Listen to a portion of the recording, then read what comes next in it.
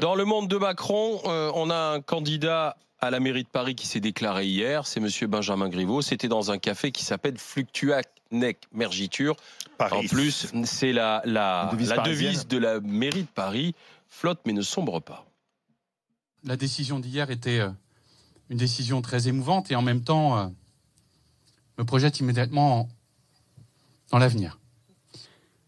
Et je vais mettre fin à un suspense absolument intenable.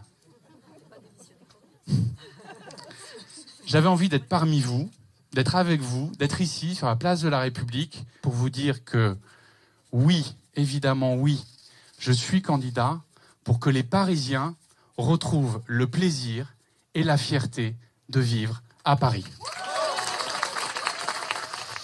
Voilà, monsieur Griveaux, candidat à la mairie de Paris. Alors, il est candidat à l'investiture. Oui. Il faut le préciser. C'est ça toute la limite de la démarche de Benjamin Griveaux. C'est-à-dire qu'il n'est pas le candidat de la République En Marche. Il est un candidat parmi les autres, même s'il semble être un peu favori, mais il faut être très prudent. Emmanuel Macron, d'ailleurs, pour l'instant, n'a pas dit précisément qui il soutenait dans cette bataille. Il y a Benjamin Griveaux, Mounir Majoubi, Cédric Villani, il y en a d'autres.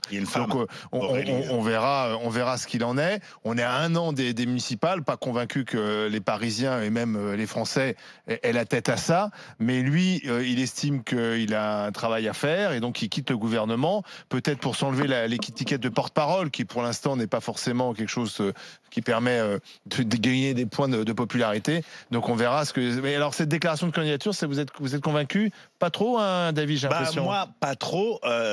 Déjà pour faire en sorte que les Parisiens dont je suis apprécient à nouveau Paris. Moi, j'ai jamais cessé d'apprécier Paris. Je sais pas pour vous.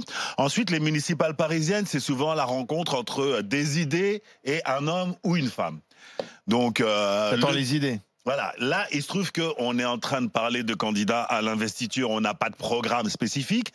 Donc pour juger, on a le programme, le bilan, bon ou pas, chacun jugera, d'Anne Hidalgo. On a en personnalité emblématique Rachida Dati. Et on a ensuite que des candidats à l'investiture de la République En Marche qui, à mon avis, vont avoir énormément de difficultés à s'imposer dans ce combat pour la mairie de Paris. Il faut les programmes. Hein. Attendons les programmes, parce que là, l'élection, elle est dans 2 ans. Hein. Il suffit pas de dire qu'Anne Hidalgo a échoué. Il faut effectivement proposer des choses. J'ai dit je ne dis pas qu'elle a échoué, je dis bon ou mauvais.